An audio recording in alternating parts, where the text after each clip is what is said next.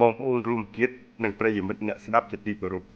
បងប្អូនកំពុងស្ដាប់ប្រវត្តិសាស្ត្រខ្មែរស្ដីពីរាជព្រះបាទឦសានវរ្ម័នក្នុងវគ្គកម្ពុជាសម័យចេនឡារួមសតវត្សទី7នៅសតវត្សនោះប្រទេសចិនកំពុងរៀបបណ្ដាញទ័ពត្រួតត្រាបណ្ដាញផ្លូវនៅអាស៊ីចំនួនជួញដូរនៅឥណ្ឌូនេស៊ីផ្ដើមបង្កើតទីផ្សារជាហូរហែតាមឆ្នេរសមុទ្រឥណ្ឌូនេស៊ីនៅប្រទេសឥណ្ឌាព្រះរាជវង្សចាលុក្យៈកំពុងធ្វើសញ្ជ័យត្រួតត្រាលើតំបន់ទក្ខិណាបទគ្រិស្តសករាជ682ដល់686មានកំណត់ហេតុទី1ស្ដីពីអធិភាពនៃនគរស្រីវិជ័យនៅប្រភពស៊ូម៉ាត្រាកំពុងរាលដាលតាមឆ្នេរសមុទ្រម៉ាឡាកាដំណើរនោះរាជាណាចក្រទ្វារាវតីនិងប្រជាជនមូនកំពុងរីកដុះដាលក៏កើតជានគរមួយប្រកបស្វ័យរាជឈ្មោះថាតូឡូប៉ូទីកាលនោះចិនហៅទីក្រុងទ្វារាវតីថាតូឡូប៉ូទីចិនហៅនគរស្រីវិជ័យថាឆេលីអូឆេចិនហៅនគរជ្វាថាឆប៉ូចិនហៅឧបទ្វីបឥណ្ឌូនេស៊ីថាយេទីវឬក៏យេប៉ូទីមកពីឥណ្ឌាហៅទីប្រជុំកោះឥណ្ឌូនេស៊ីតាមពាក្យសំស្ក្រឹតថាយវទ្វីប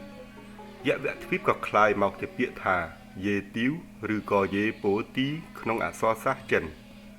ពីសតវត្សទី5ដល់សតវត្សទី6អ្នកប្រវត្តិសាស្ត្រចិននិងកវីបណ្ឌិតចិនបានឲ្យយើងដឹងថាមានរាជាណាចក្រមួយឈ្មោះកាន់តូលីតាំងពីនៅស៊ូម៉ាត្រានៅយេប៉ូទីនៅហូឡូតាន់និងនៅឆប៉ូលុះដល់សតវត្សទី7វត្តមាននៃនគរហូជីងបានសាងឡើងដោយស្ដេចឥណ្ឌា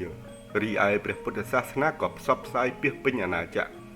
រយៈនោះប្រទេសចិនបានទទួលអ្នកតំណាងទូតម៉ាឡាយូម្នាក់ទន្ទឹមនឹងស៊ូម៉ាត្រាកំពុងលូតលាស់យ៉ាងខ្លាំងក្នុងតំបន់ជុំពីផ្ទុយទៅវិញនៅគ្រិស្តសករាជ611ដល់635នៅកម្ពុជានគរចំណុះទាំងឡាយក៏បះបោរឡើងទាមទារស្វ័យរាជ្យរៀងៗខ្លួនព្រះបាទអ៊ីសានវរ្ម័នចំណាយព្រះកាយពលពង្រៀបនគរទាំងនោះផងសម្រុះសម្រួលកលយុគទាំងឡាយផងដែលកំពុងប្រទួងប្រទាញគ្នាយ៉ាងខ្លាំងក្នុងវិស័យទឹកដីវិស័យជាតិសាសន៍វិស័យរបររកស៊ីនិងវិស័យអន្តោគ្រាមត្រង់នេះខ្ញុំបាទសូមបើកវងក្រចកជម្រាបបន្ថែមថាក្នុងចំណោមអន្តោគ្រាមនៃនគរចេនឡាគឺសៀមនិងមនដែលបានរង្គោះរង្គើរាជាណាចក្រខ្មែរទាមទារស្វ័យរាជ្យរហូតកើតបានជានគរមួយដែលចិនហៅថាតូឡូប៉ូទីគឺរាជធានីទ្វារាវតីក្នុងដំណើរពងសាវតាខ្មែរពុំដែលមានចែងឈ្មោះមនឬម៉ូរនៅក្នុងវគ្គណាមួយទេមានត្រឹមតែពាក្យថាលាវឬលាវពលខ្មៅនិងសៀមតែប៉ុណ្ណោះ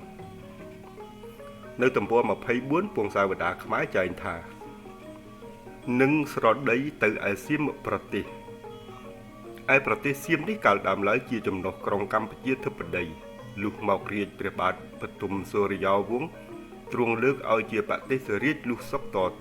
ទៅពញារងមានបុណ្យបានប្រាប់ប្រាមស្រុកសៀមទាំងនោះចុះក្នុងអំណាចលើកស្រុកសុខោតីជានគរធំឯករាជ្យសោយរាជតមកទើបមានស្ដេចលាវឈៀងរាយជានគរប្រទេសមួយច្បាំងចាញ់គេគៀគ្រួលើកចុះមកនៅក្នុងដែនសៀមហើយប្រាប់ប្រាមព្រះវង្សពញារងឲ្យចុះចាញ់ហើយទើបចុះមកតាំងនៅស្រុកកំផែងពេជ្រជានគរធំសោយរាជតមកបាន4តទើបមានរាជម្នាក់ឈ្មោះសែនមុំបានកូនស្ដេចស្រីលាវនោះជាប្រពន្ធមានបុណ្យបានឡើងសោយរាជនៅទីកន្លែងមួយក្នុងដែនសៀមនាមឡើងជានគរឈ្មោះក្រុងទេពតាំងខ្លួនជាស្ដេចទ្រង់នាមព្រះចៅឈៀងសែនបាន20ឆ្នាំអស់បុណ្យទើបចៅឪថងតងឬឪតងរាជបុត្រឡើងសោយរាជថយមកសាងនគរនៅទីណោងស្នោជាទិសឯត្បូងទើបថែមឈ្មោះនគរថាក្រុងទេពមហានគរធារាវតីស្រីអយុធ្យាជានគរធំមានចៅហ្វាយស្រុកសៀមឡើងសួយទាំងធំទាំងតូច16ស្រុកលក្ខផ្ទុយទៅវិញអ្នកប្រវត្តិវិទូបរទេសដែលជាអ្នកប្រកាសនិយមបានស្រាវជ្រាវនិងកត់ត្រាទុកក្នុងសៀវភៅ Memo Universalis ថានៅសតវត្សទី7ជនជាតិមនតាំងទីនៅផ្នែកក្រោមនៃទន្លេមេណាមគឺរាជាណាចក្រទ្វារាវតីក្រោយមកក៏លើកគ្នាទៅនៅផ្នែកលើនៃទន្លេមេណាមដដែលគឺរាជាណាចក្រហរិពុញ្ជ័យហារីពុញ្ចាយាមនមានប្រវត្តិរងគ្រោះជាទម្ងន់ពីសំណាក់ជនជាតិពូជអ្នកចម្បាំងទាំងឡាយដែលខ្លាំងពូកែជាងខ្លួន ទើបបានជាក្រុងទ្វាររាវតីធ្លាក់ក្រោមការត្រួតត្រារបស់ខ្មែរនៅសតវត្សទី11ឯហរិពិនជ័យក៏ទទួលការលុកលុយពីប្រទេសថៃនៅឆ្នាំ1292ក្នុងអរិយធម៌មនមានគោលការណ៍សំខាន់ដែលមនធ្លាប់សាបព្រោះមកឲ្យគូប្រជែងយ៉ាងថ្លៃថ្លាលើសលប់តែត្រូវគេផ្សព្វផ្សាយសងទៅមនវិញនៅលទ្ធិព្រះពុទ្ធសាសនាសមាមតិស្រីលង្កា Buddhism Orthodox Singalese ជាបណ្ដោះអាសន្នពួកមនកំពុងពន្យាការរស់នៅតាមដងទន្លេមេណាមនិងនៅខាងត្បូងប្រទេសភូមានៅគ្រិស្តសករាជ1983ថ្មីនេះប្រជាជនមនមាននៅក្នុងប្រទេសភូមាជាង1លាននាក់និងនៅក្នុងប្រទេសថៃ 100000 នាក់មននិយាយភាសានៅក្នុងអំបូរភាសាមនខ្មែរធ្លាប់ទទួលនៅឥទ្ធិពលដ៏ខ្លាំងក្លានៃអរិយធម៌ឥណ្ឌាសង្គមមនស្ងប់ស្ងៀមនៅក្នុងប្រព័ន្ធលទ្ធិពីរយ៉ាងដែលមានទំហំប្រហាក់ប្រហែលគ្នាគឺបៃតិនិយមការលើកបាជាធំនិងមាតុនិយមការលើកមេជាធំមនកាន់ពុទ្ធសាសនាហិណ្ឌាយានព្រមទាំងរក្សានៅជំនឿអរញ្ញតាតាំងពីដូនតារៀងរហូតមកដល់មនស្រកក្រោយក្នុងរបៀបរៀបចំកងសម្ព័ន្ធរបស់ខ្លួនក្នុងវចនៈក្រម Grand Livre du Monde សរសេរថាមនគឺជារដ្ឋតូចមួយនៅភាគខាងត្បូងឈៀងខាងកើតនៃប្រទេសភូមានិងនៅខាងជើងនៃទីក្រុងតេណាស៊ីរឹមដែលកកើតឡើងនៅគ្រិស្តសករាជ1974ដើម្បីបន្តការតស៊ូនៃប្រជាជនមនលើទំហំដី 12,297 គីឡូម៉ែត្រក្រឡារាជធានីមានឈ្មោះថាមូលមែនទីនេះគឺជាភូមិភាគស្រែស្រូវមួយយ៉ាងធំរួមនឹងចំការកៅស៊ូដ៏សំខាន់តាមរយៈសិភៅអរិយធម៌ខ្មែររបស់អ្នកស្រីត្រឹងងារនៅទំព័រ75 76និង77មានសរសេរថាអ្នកភាសាវិទូបានសិក្សាស្រាវជ្រាវភាសាខ្មែរយ៉ាងយូរទើបលើកភាសាខ្មែរជាអំបូរភាសាធំមួយមានឈ្មោះថាអំបូរភាសាខ្មែរមនក្នុងចំណោមអំបូរភាសាទាំង3នៅអាស៊ីអាគ្នេយ៍គឺអំបូរភាសាម៉ាឡាយ៉ូឥណ្ឌូនេស៊ីអំបូរភាសាថៃនិងអំបូរភាសាខ្មែរមនលោក Aji Pino និយាយថាអំបូរភាសាខ្មែរមនគួរឲ្យចាប់អារម្មណ៍ជាងគេត្បិតមានជនជាតិជាច្រើននិយាយភាសាខ្មែរមនតាមរយៈសូរសាស្ត្រឬសំនៀង Phonetic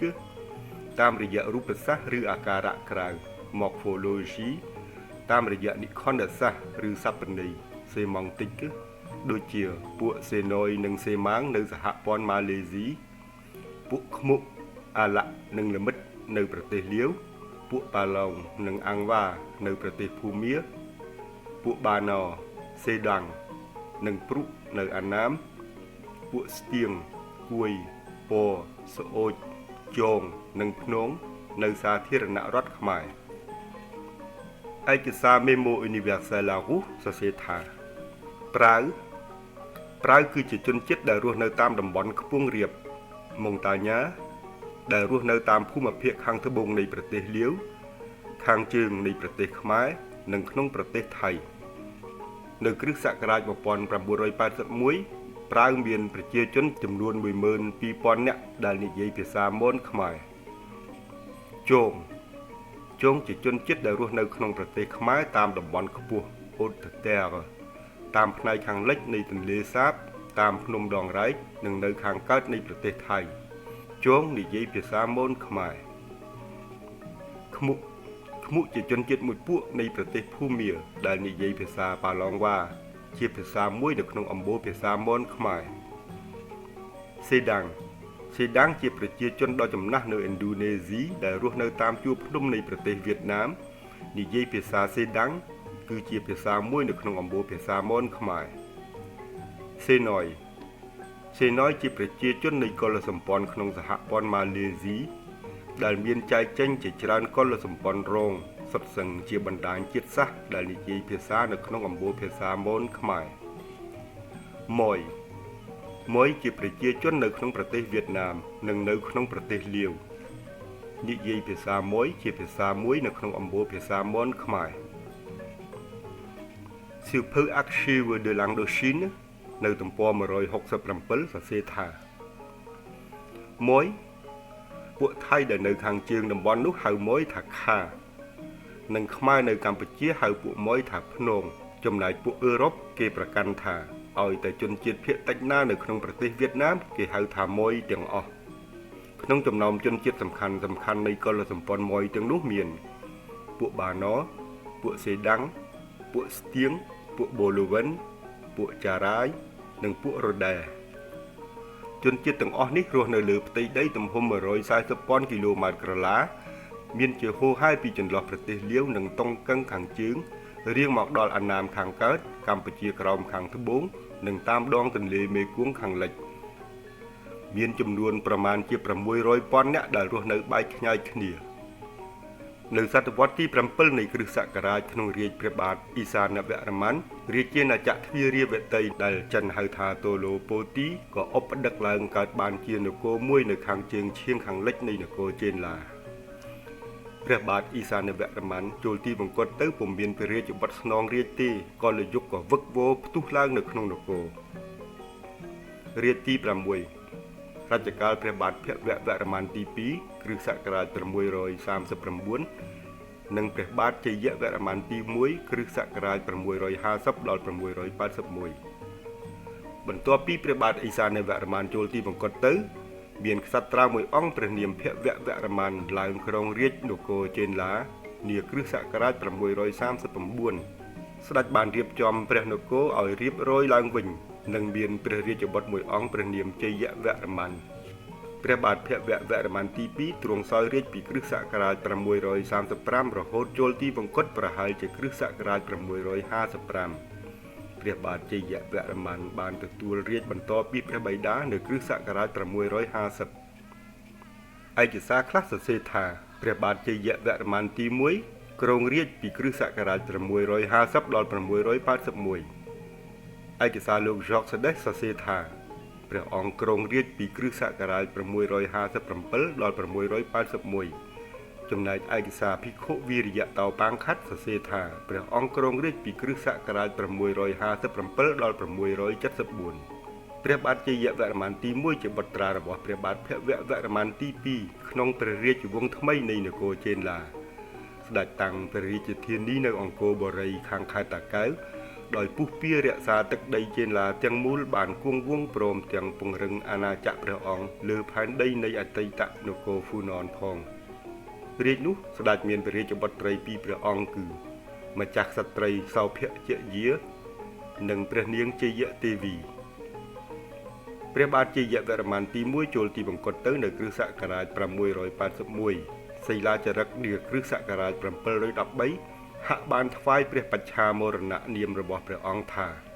កម្មរៈតែងដល់ស្ដេចយាងជួលព្រះបរមសេវលោក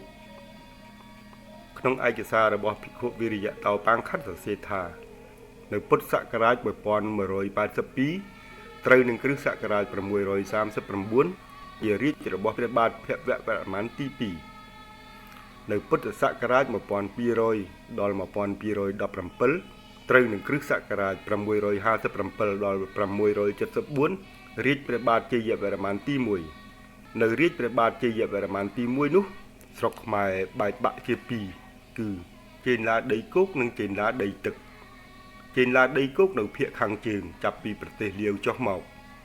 ចំណែកចេនឡាដីទឹកនៅភាគខាងត្បូងគឺកម្ពុជាក្រោមសប្តាហ៍ថ្ងៃនេះចេនឡាទាំងពីរច្បាំងគ្នារហូតដល់សតវត្សទី 14 នៃពុទ្ធសករាជត្រូវនឹងសតវត្សទី 8 នៃគ្រិស្តសករាជសតវត្សនោះសាវតាខ្មែរស្ថិតនៅក្នុងភាពអាត់កំបាំងប្រហែលមកពីទទួលការវាយលុកនៃនគរស្រីវិជ័យស៊ូម៉ាត្រានិងជ្វាទើបបានជាយើងបាត់ប្រវត្តិមួយរយៈឯកសារដកចេញពីសៀវភៅមគ្គទេសរបស់បណ្ឌិតវីរិយតោបាងខាត់បងប្អូនរួមជាតិនិងប្រិយមិត្តអ្នកស្ដាប់ជាទីគោរពបងប្អូនកំពុងស្ដាប់ប្រវត្តិសាស្ត្រខ្មែរក្នុងវគ្គកម្ពុជាសម័យចេនឡារួមសតវត្សទី 7 ខ្ញុំបាទសូមបញ្ចប់វគ្គប្រវត្តិសាស្ត្រខ្មែរតែត្រឹមនេះសិនសន្យានឹងជម្រាបជូនជាបន្តទៅទៀតពីខ្ញុំមីសុភីវិទ្យុខ្មែរពិភពលោកទីក្រុងលីយ៉ុងប្រទេសបារាំង